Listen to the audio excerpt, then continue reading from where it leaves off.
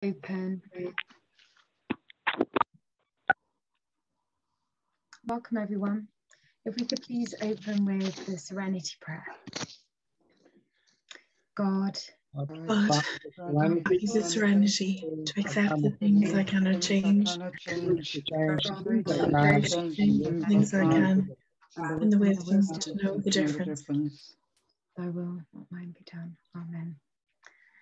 Okay. Welcome to the Monday night Zoom meeting of Overeaters Anonymous. This is a closed meeting. My name is Rebecca A, and I am a compulsive overeater.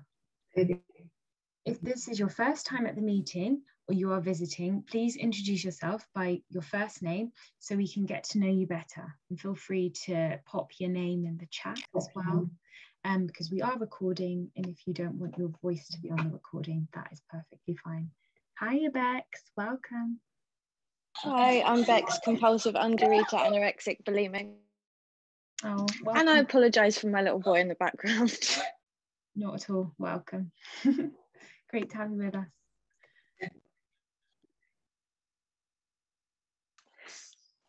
Anyone else? Hello, I'm Sarah. I'm a compulsive overeater. I don't know why you can't see me. I'm not sure what's going on there. Oh, there I am. Yeah. Yeah, I'm just visiting. Thank you for having me. Hello. Welcome, Sarah. Great to have you with us. Welcome, Sarah. Great to have you. Anyone else new or visiting? Anne was there, and it was done under her instruction. And everybody except those sharing, please, because some people after it started. So can you all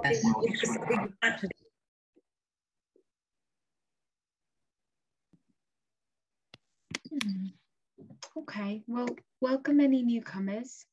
Yeah, like Maria said, if you're not speaking or about to introduce yourself, if you could kindly mute for clarity of our recording, and so that we can hear each other best. Welcome home, everybody. Welcome home, everyone new and visiting. Yeah, really good to have you with us today. Okay, if you have any questions or concerns during the meeting, please contact either myself or any of the co-hosts, Maria is a co-host, by private message in the chat function. We ask if you can please make sure your microphone is on mute at all times during today's meeting, and also please turn off your video if you are exercising, eating, or if you need to step away from your screen for any reason. We're going to read the OA Preamble, followed by some readings from the Big Book of Alcoholics Anonymous. OA Preamble. Overeaters Anonymous is a fellowship of individuals who, through shared experience, strength, and hope, are recovering from compulsive overeating.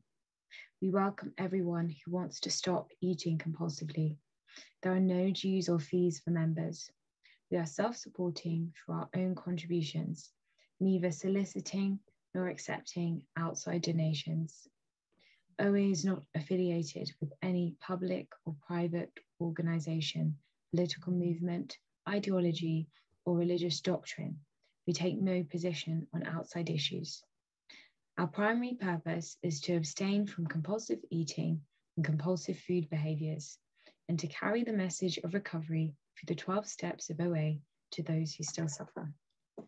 Okay, so please can Michelle read how it works for us? Hello, everyone. Can you hear me okay?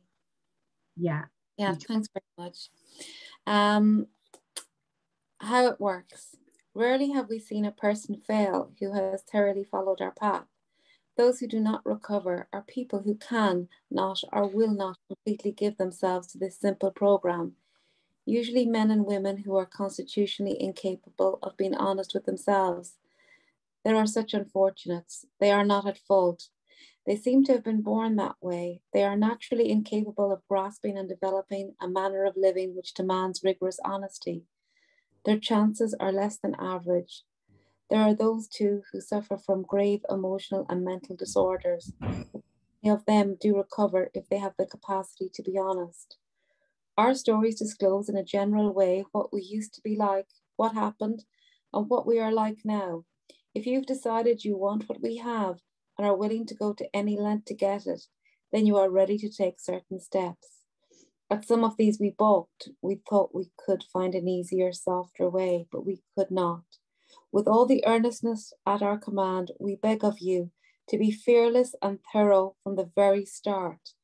Some of us have tried to hold on to our old ideas and the result was nil.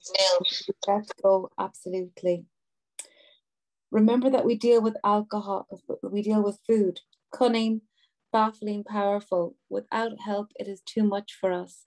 But there is one who has all power. That one is God. May you find him now. Half measures availed us nothing. We stood at the turning point. We had protection and care.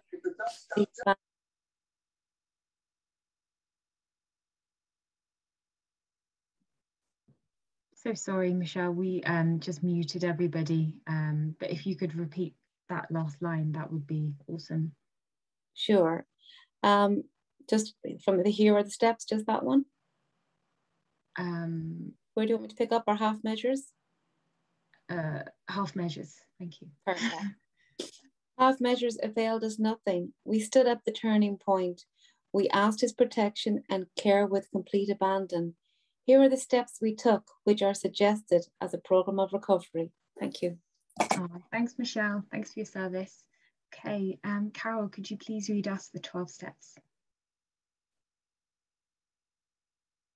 Oh, you are muted. Okay. Now, can you hear me now, Rebecca? I can hear you now. Go for it. Perfect.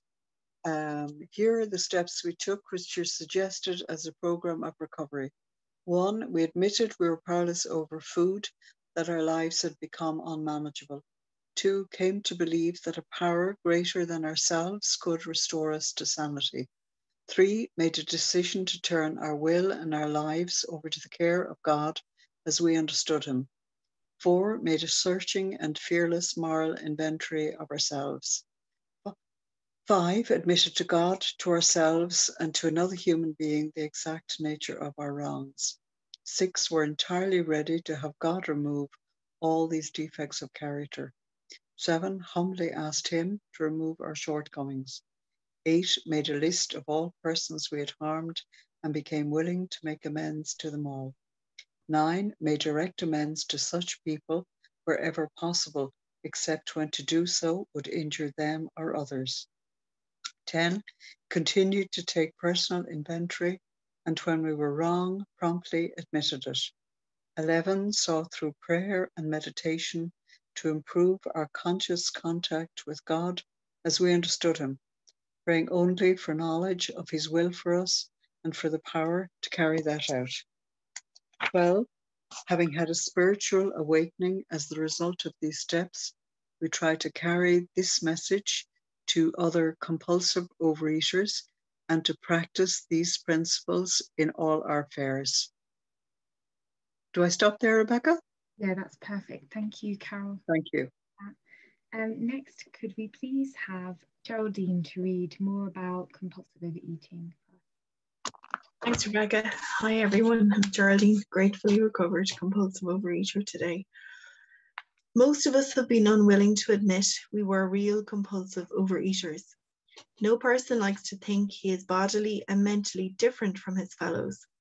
Therefore, it is not surprising that our eating careers have been characterized by countless vain attempts to prove we could eat like other people.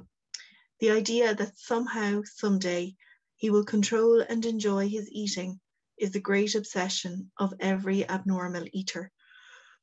The persistence of this illusion is astonishing. Many pursue it into the gates of insanity or death. We learned that we had to fully concede to our innermost selves that we were compulsive overeaters. This is the first step in recovery.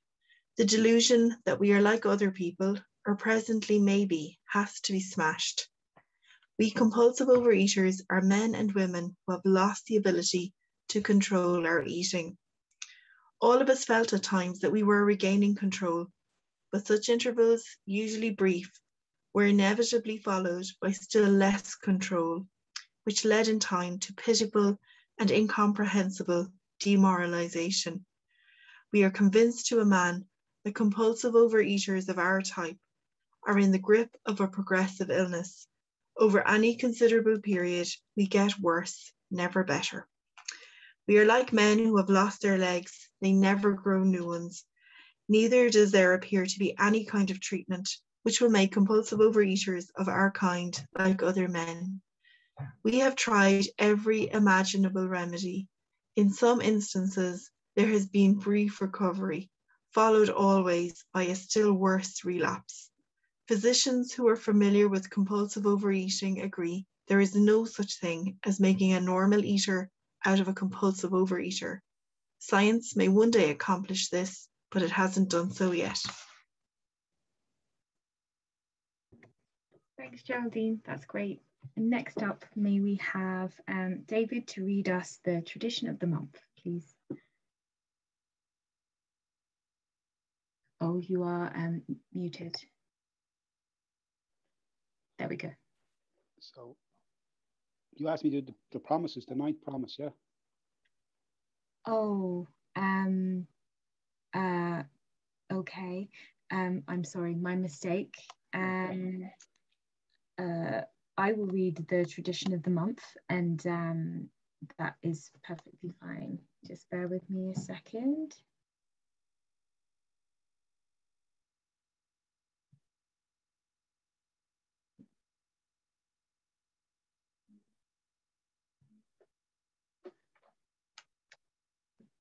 And the tradition of the month is tradition 9.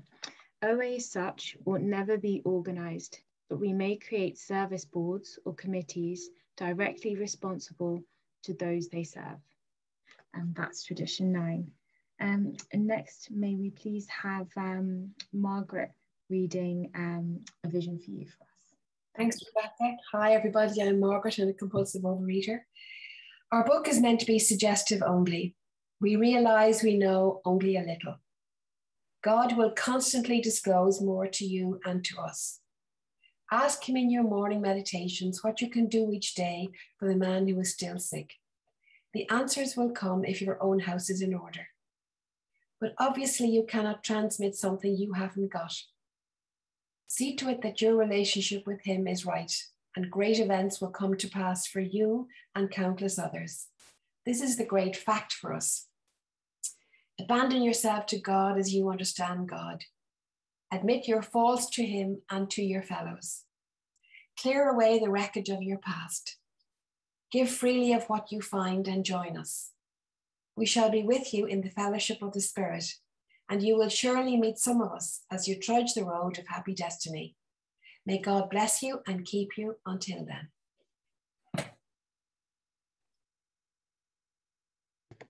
Thanks for that, Margaret. Okay, that's readings for now. So the topic of this week is we have a speaker sharing with us based on a reading from the Big Book, and we're on page 53 of the Big Book. So our reading is going to start at the last paragraph of 52 and go over to the first paragraph on 54.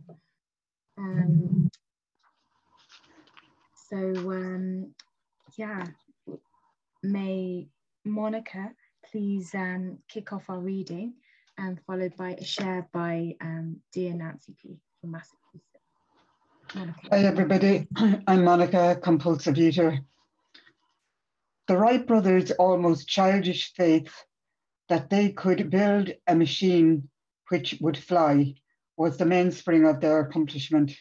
Without that, nothing could have happened.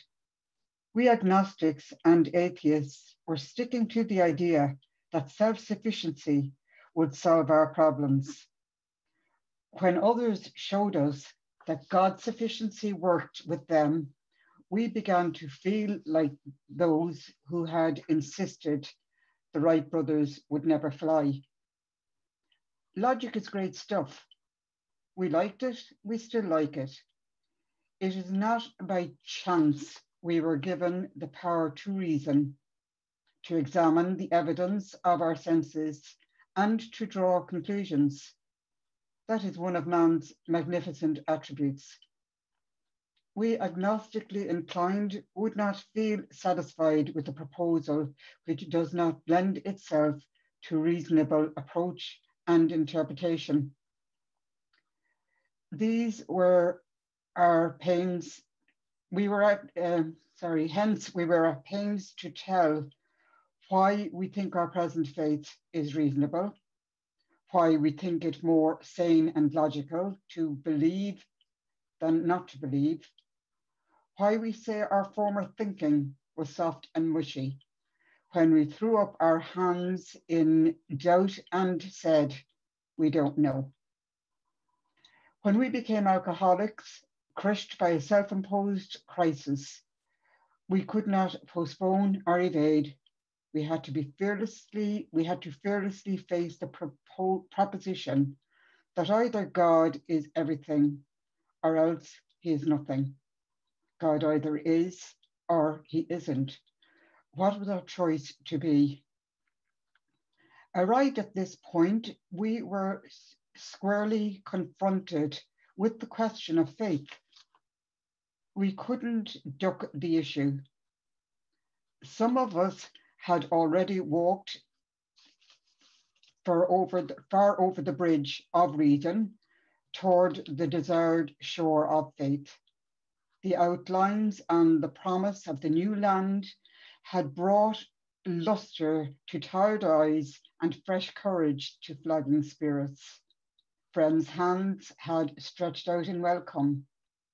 We were grateful that reason had brought us so far, but somehow we couldn't quite step ashore. Perhaps we had been leaning too heavily on reason that last mile, and we did not like to lose our support. That was natural, but let us think a little more closely.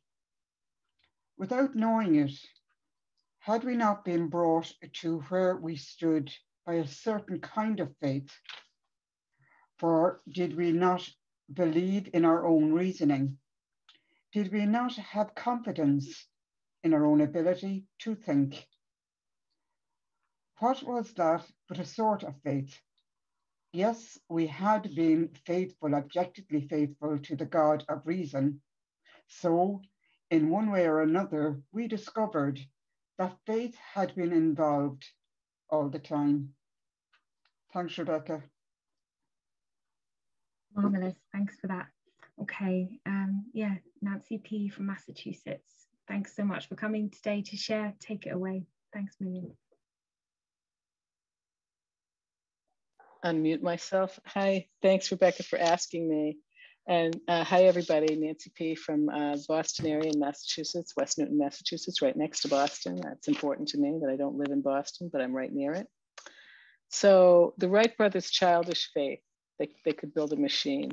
So we're in We Agnostics, and you know, the central question here is, or the central issue about agnosticism is, at least for me, is, you know, ag meaning no and gnostic meaning knowledge. That's what agnostic means, is no knowledge, and then they say here, no knowledge of God.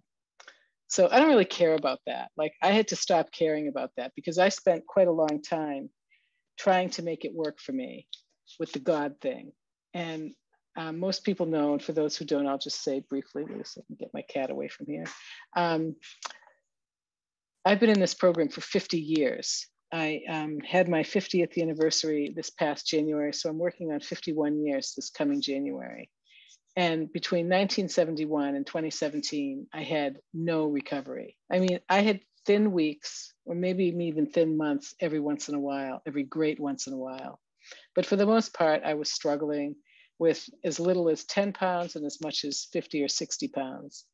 And I, you know, it just wasn't working. And I did everything they said, right? I tried, you know, fake it till you make it, act as if, use mind, think of it, the group as your higher power. I mean, none of that worked, and none of it felt, you know, authentic. I hate to use that word. It's like a meme here.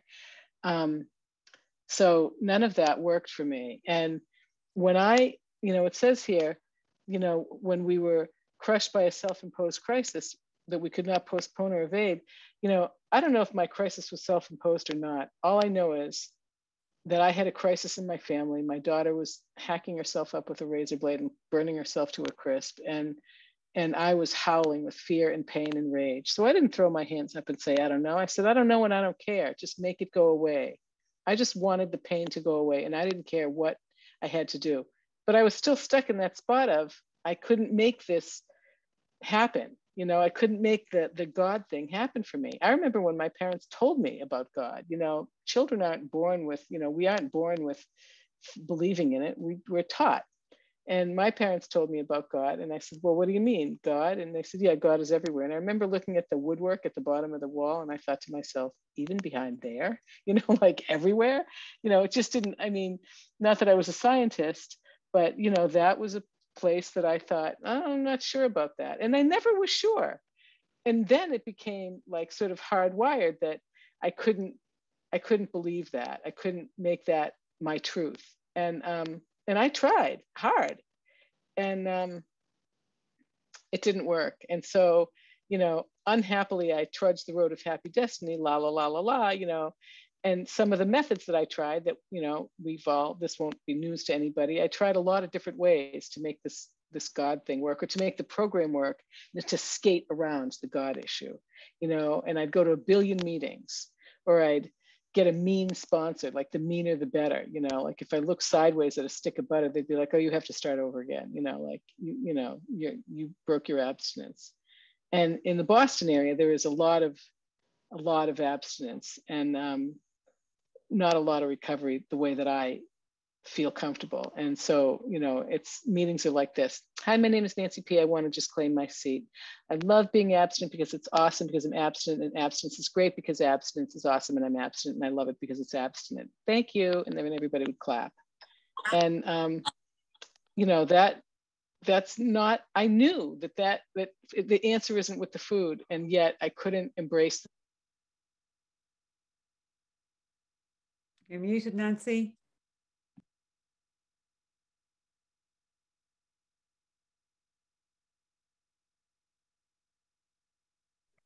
I reckon she's probably just had to answer the door or something. Yeah, gives us a moment. So sorry about that. So sorry. I'm going to turn my phone off. No, and I don't usually do it, but anyways, so, you know, that wasn't working for me. And so, you know, again, this crisis came, and I was like, holy moly, what am I going to do? And, you know, I was told, and I just shared this, I just did the Sunday special yesterday, but I'll give a quick thumbnail sketch. I was told that I had to decide what I wanted God to be and what I wanted God to do for me. And so I said, all right, I'm going to take that challenge. And I threw out everything that I ever heard or thought or read or imagined or was near or was taught or anything. Throw it out. And what do I want? First thing, not God. Okay, check. Second thing, no knees. Chuck them. Get rid of them. Yep. Okay. What do I want?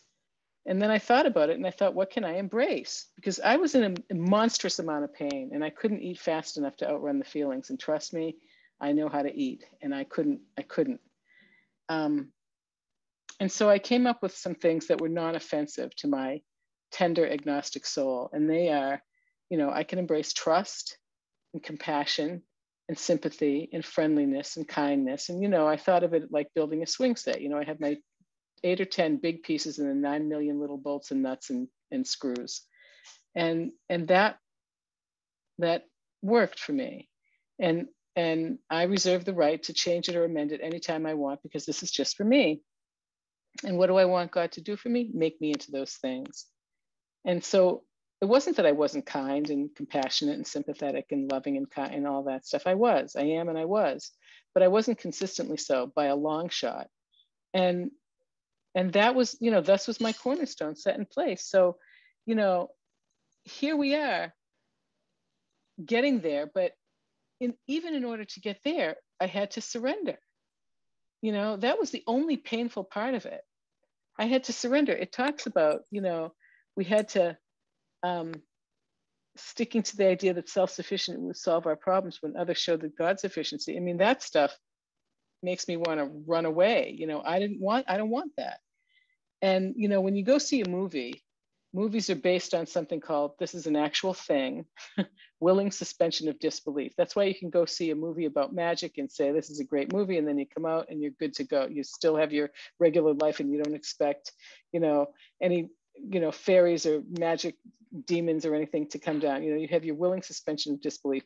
So I decided that I was gonna get rid of my sense of disbelief that this could work for me, right? This program could work for me, because I was, you know, I had a lot of time under my belt. I had a lot of data showing me that it wasn't going to work unless I could find a way around that stumbling block of God. And so they talk about faith and how, you know, in the way faith was working all along. Well, I don't believe that for me. That wasn't, I mean, it just, my own experience showed me that that wasn't working. I mean, maybe it was working like so that I wasn't dead, but it wasn't working to make my life sane, happy, and useful. Let's put it that way.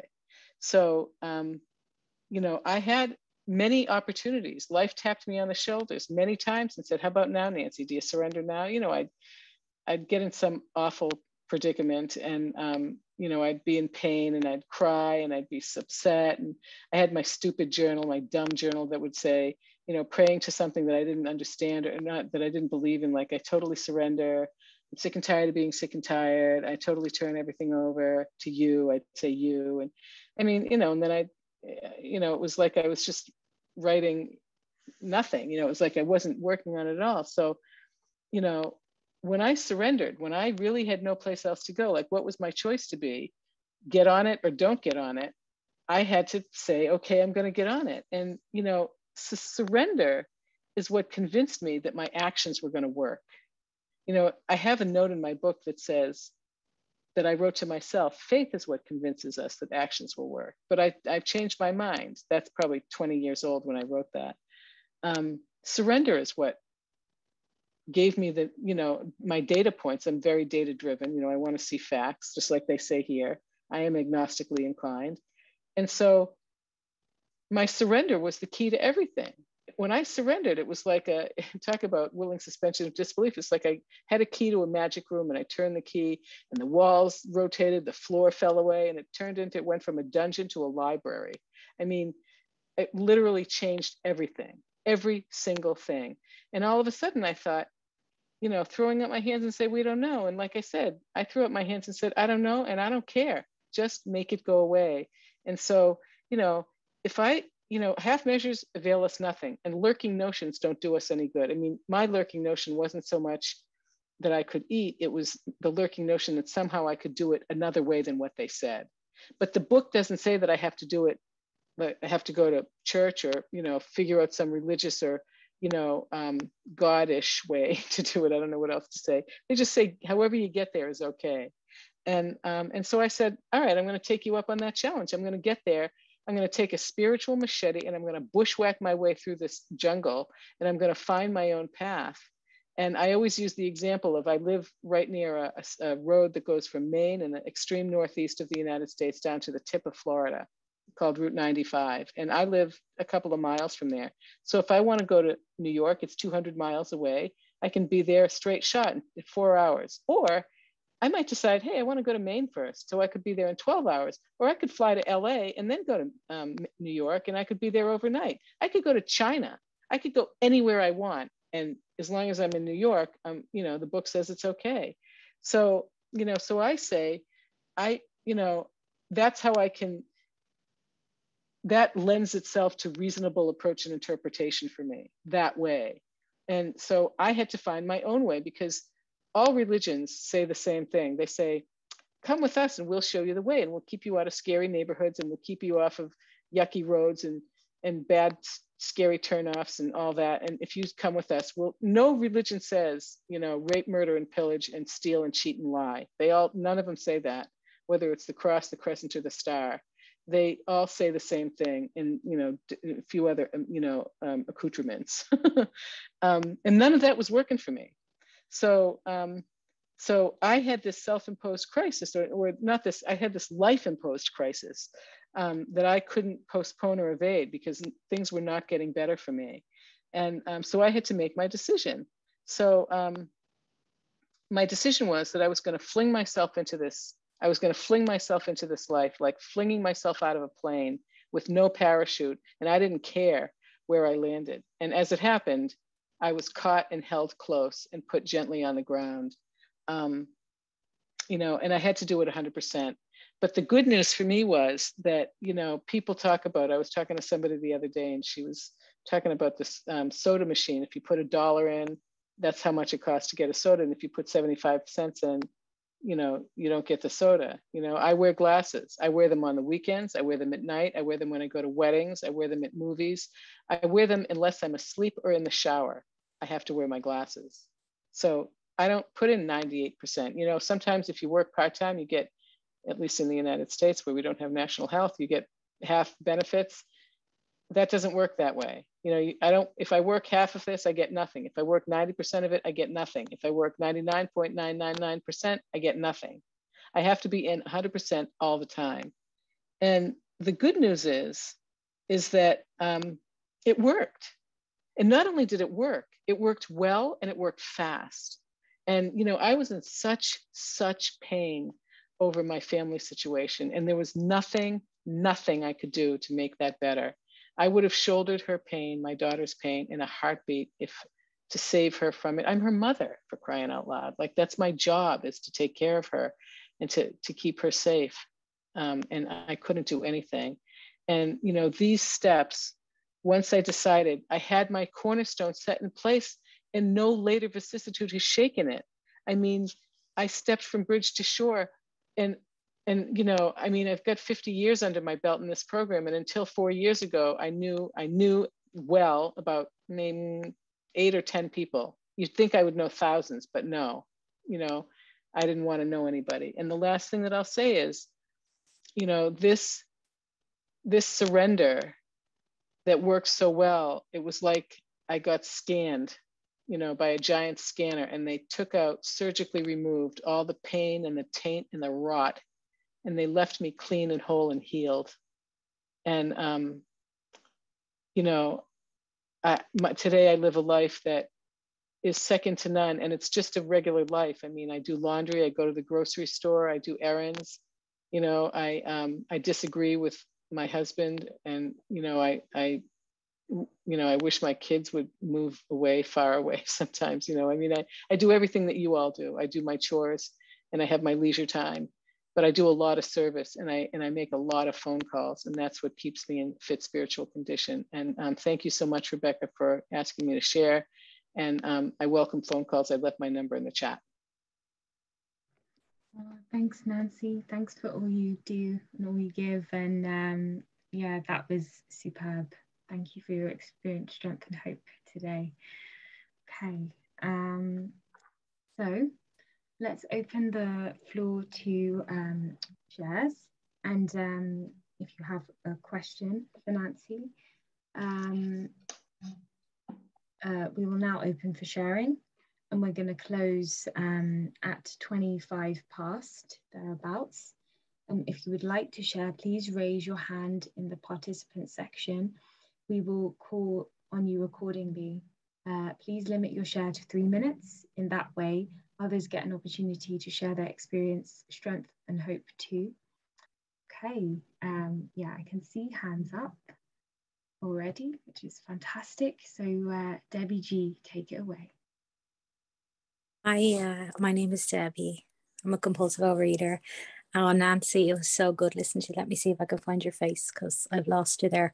Because I'm only in OA 3 months, but I've listened to Vision every day because of my sponsor has me listening to Vision every day. And I've heard you so many times. And I always know you because you always say right next to Boston. And you have saved my day on a numerous occasions, and I never thought that I'd ever see your face in real life. You know, you kind of think when you're on Vision, driving in the car, I'm never going to meet these people, I'm never going to see these people. And yeah, you really, that's all I wanted to say. It was like, it's Nancy P of the Vision. Kind of like, you know, Madonna. But it's so good, and we are all the same, you know. And I'm in AA a long time, but I always hear people on the Vision saying credits don't transfer and that. And it's so true, because I had to start from scratch. And the worst thing I would have ever had done would be to bring my AA head into OA, because I found this journey to be incredible. Like, it's been a deeper experience, a more spiritual. I totally got what you said about the higher power. I mean, oh God, I just could not get it. And it was only in OA that I got it. And like you said, I was told to just make up what I want. And it just worked. It worked so well. So it was a privilege to listen to you. I hung on to every word you said and I was nodding away. It was amazing. And I can't wait to hear you again on Vision now that I've seen you in real life. So take care, everyone. Oh, marvelous. Thanks for your share. Thanks for being with us. Next up, we have Geraldine. Take it away.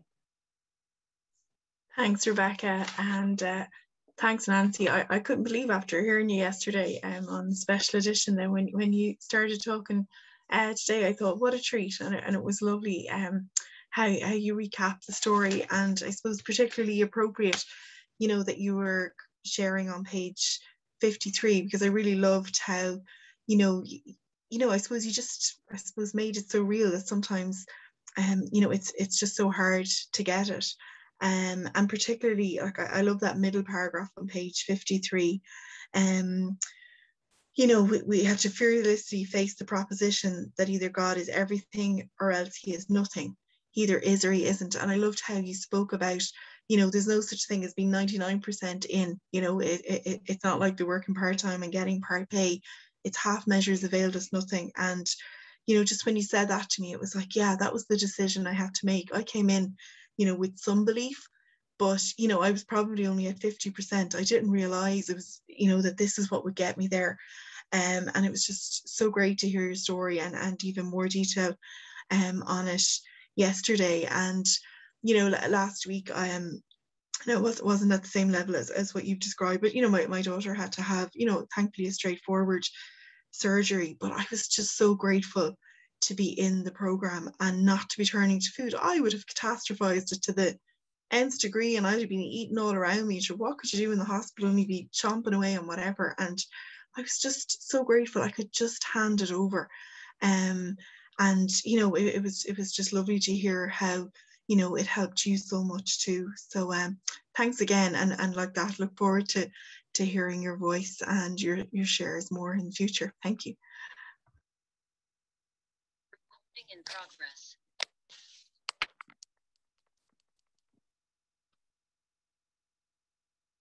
You're muted, Rebecca. Sorry. Next up, Maria, go ahead. Thanks so much for your service, Rebecca. You're doing an amazing job. And Nancy, I didn't think I'd make the meeting, and I was on something else. I was speaking to a member, and I saw in one of the groups that it was somebody from Massachusetts, and I knew it was you. So I said, I have to go. I'm sorry, I have to go. I was making sure I was going to be here. And I listened to you yesterday, and I can't listen to enough of you because you carry the message. You absolutely carry the message, and the level of service you do. And I know you've done over years, Nancy.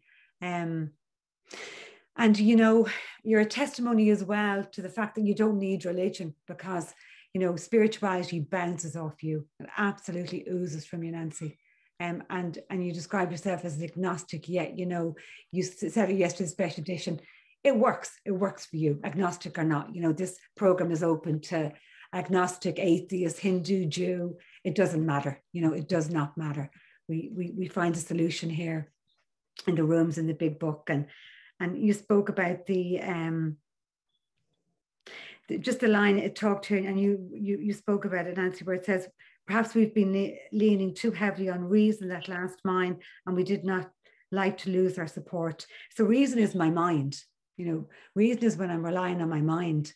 And I know the problem lies in my mind, and as somebody spoke earlier, Geraldine, I think, mentioned it, that God is either everything or he isn't. What was our choice to be? So I have a choice. I have a choice on whether I surrender. So I surrender, are we surrendered to whatever it is to be for us, but that we give up, that I'm done. I had to at some point surrender. It took me 27 years to actually fully surrender. I went back time and time again to the food. And just a month ago, 10 years abstinent, and I couldn't get 10 minutes abstinence. But, abstinence is only the beginning. Putting down the food is one thing. It's the easy bit. Give me the emotional sobriety bit. That's the work. you know, believing that God is everything, you know, that God is not only the puppies, somebody said earlier, the puppies and the unicorns, it's the avalanches and the earthquakes as well. You know, am I all in? Am I all in? That is everything. That whatever happens in my life is of God. And the part as well where when I'm doing it imperfectly, that's of God too. You know, that if it's all encompassing of God, that I can't pick and choose, you know. Yeah, I'm just learning so much, and you know, and always be learning, always. And you teach me, Nancy, you know, speaking to you even earlier, yeah, just your words just shine lights on areas that give me new scope to dig a little bit deeper, you know, because I'm always trying to dig a little bit deeper, you know. Yeah, so thanks a million, and thanks to everybody. It's brilliant. Thanks, Nancy. Oh, thanks, Marianne. Thanks for your service as well. Thanks for being here. Okay, next, could we have Catherine Muck? Go for it. Hi, thank you. First time at this meeting, and I was referred to this meeting by another member of this community. I'm new because I'm trying this again after 20 years.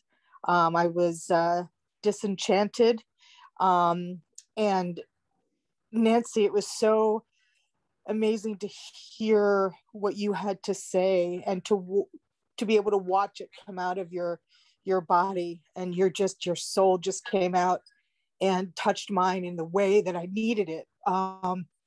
Sorry, I'm going to get a little shaky. It's my 14th day without sugar. So I'm having some feelings, and yeah. But I loved what you said about this is, however I can get there, I can get there. And that I think I have smarted with like surrender and conformity and following anybody else. And I would have a hard time with the resistance around that. And I left OA in DC years ago because I identified with what you said about the way abstinence was expressed. And it was all about like what they were or weren't eating.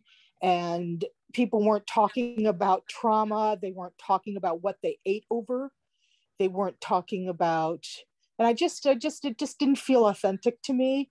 And then I started working on my trauma with a therapist, and then have been in ACA. I'm in my 4th year of that.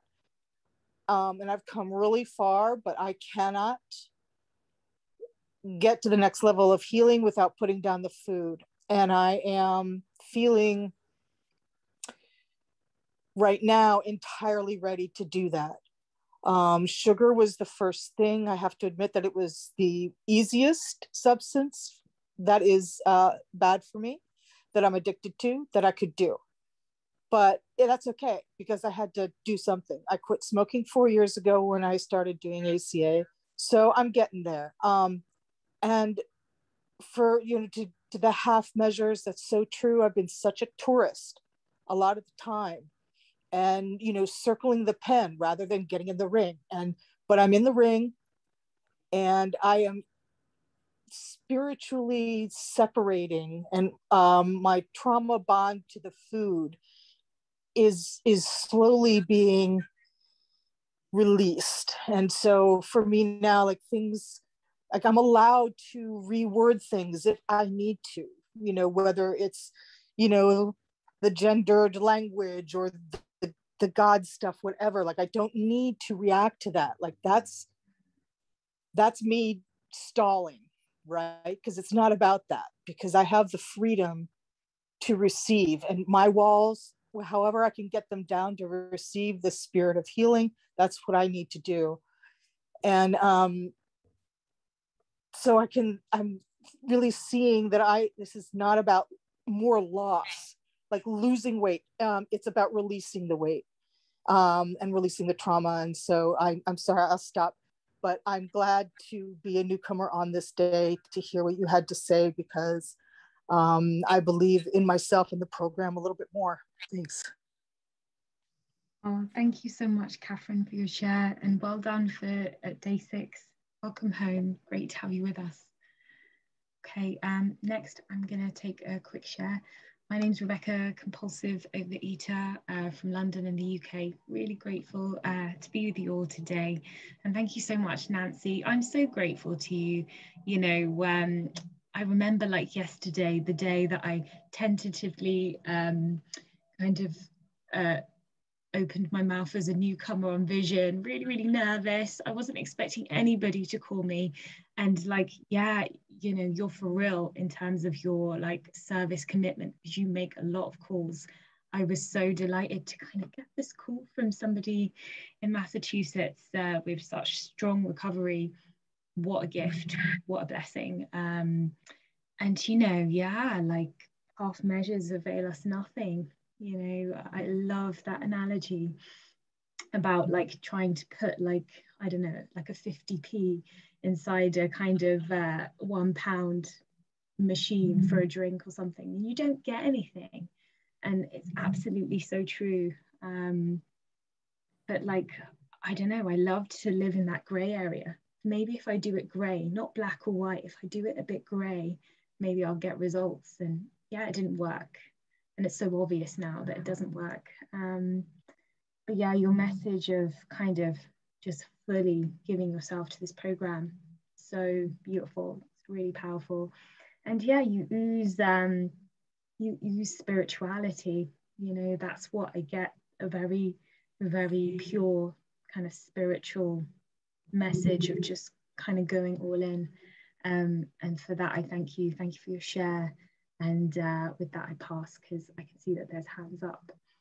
Okay, next up, may we have iPhone. Claire, go for it.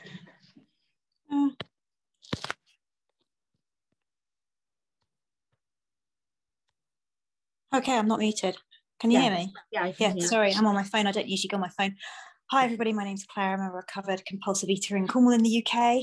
Nancy, I'm so sorry I missed most of that because I've just finished a shift at work, but I was dipping in and out of it as I could. And I've had the great pleasure of hearing you before. And yeah, just thank you for what you do. I love your message, and you've helped me an awful lot with your buzzwords of, you know, just not a buzzword, because it is depth, and it's the answer to pretty much everything in my life is surrender. You know, surrender, whether it's food, whether it's other problems in my life. Usually the answer is just to surrender and let something else take care of it. And your agnosticism has really helped me get my head around mine, really, and know that wherever I'm at is absolutely good enough. That's the place I can start. That's the place I can build a relationship with a power greater than me, and that's been my story as well. I haven't got my big book with me, so I don't know what's on page 55. Someone put it in the chat that that's what was read, but I'm assuming that was in We Agnostics. I've been trying to calculate it, and you know, it's quite good. I'm going back through the steps at the moment, and studying We Agnostics at the moment again. And every time, it's a magic book, that big book. You know, every time I go through, I'm emphasis on something else. And you know, this podcast I was listening to yesterday says God is everything in my life, or he is nothing in my life.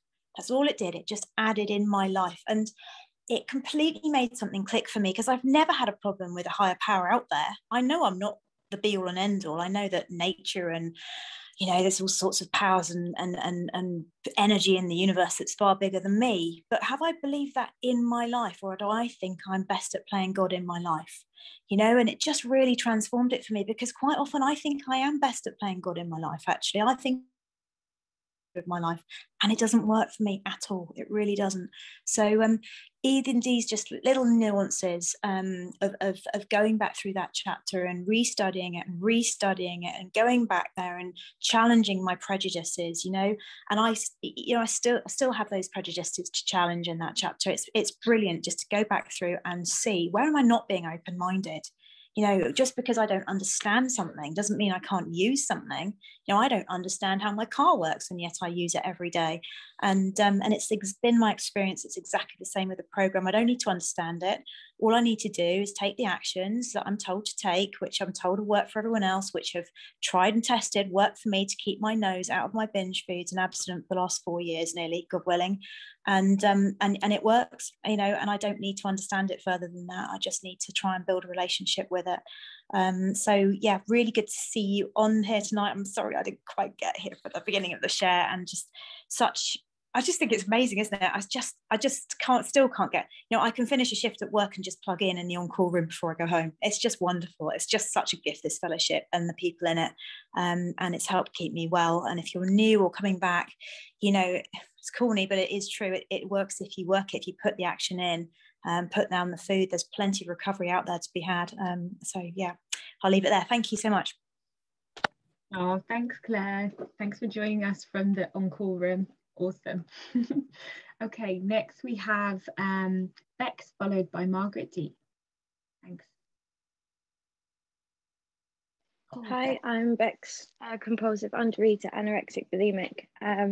Thank you so much for your share. A fellow in the group said that there was going to be a speaker this evening, and I didn't think I was going to make it because I had a call, but I'm so glad that I jumped on, because I related so much to your share. I never really linked with the higher power to begin with. My dad is an Irish Catholic, so my mum said that she kind of sent me to Catholic primary school and everything, and just it was horrible.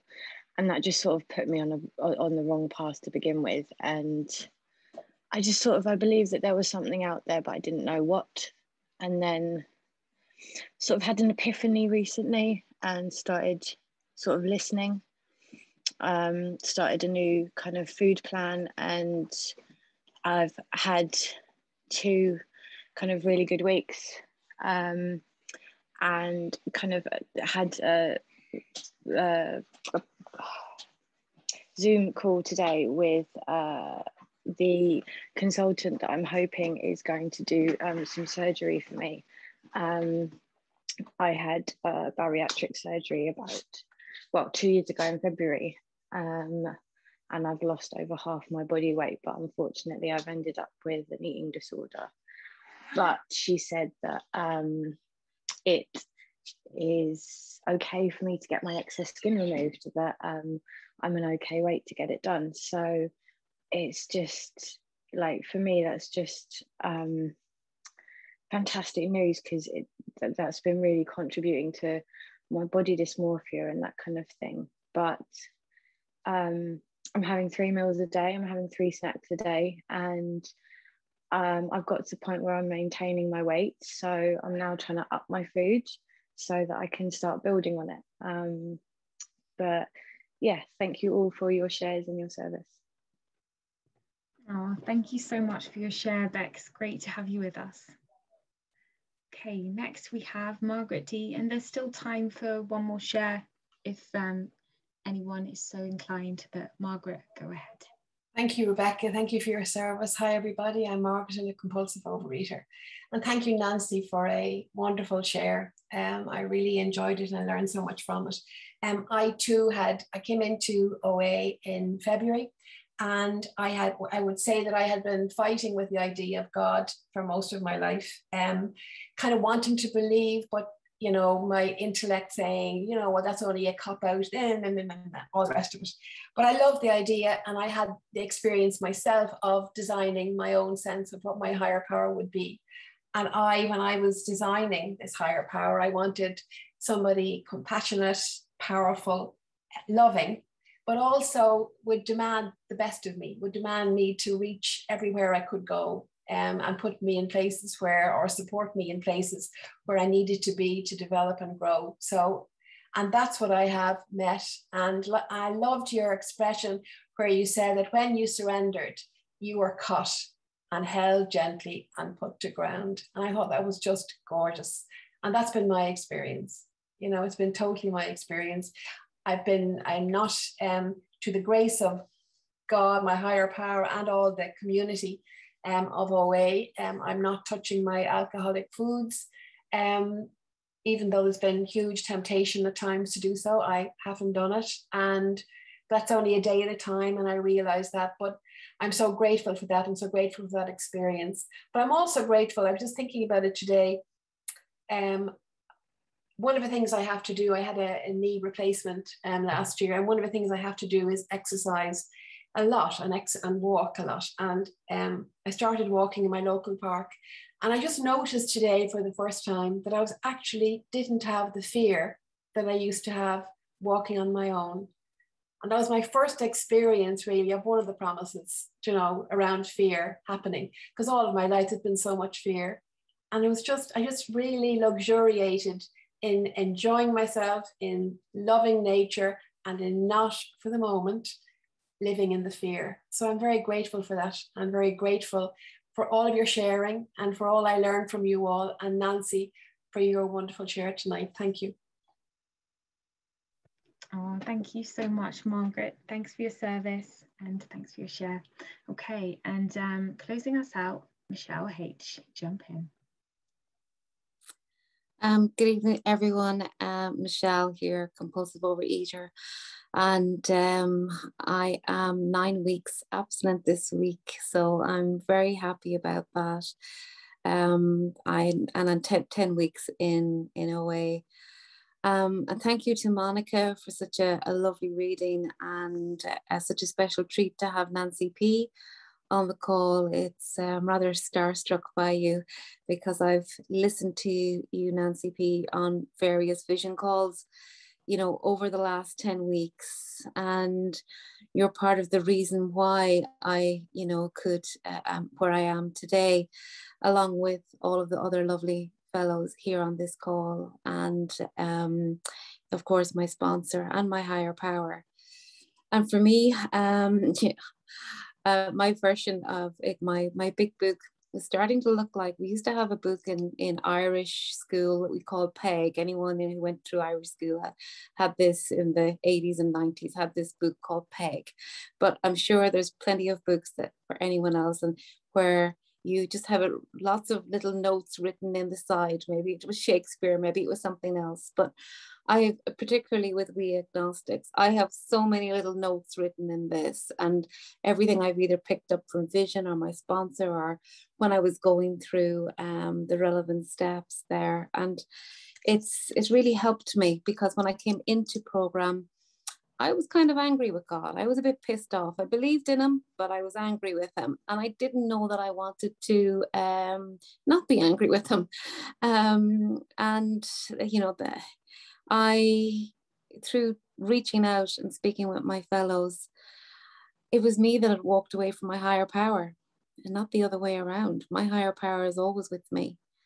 I'm particularly fearful of, and always have been, of driving. I had been in some car crashes some years ago, and always fearful of driving.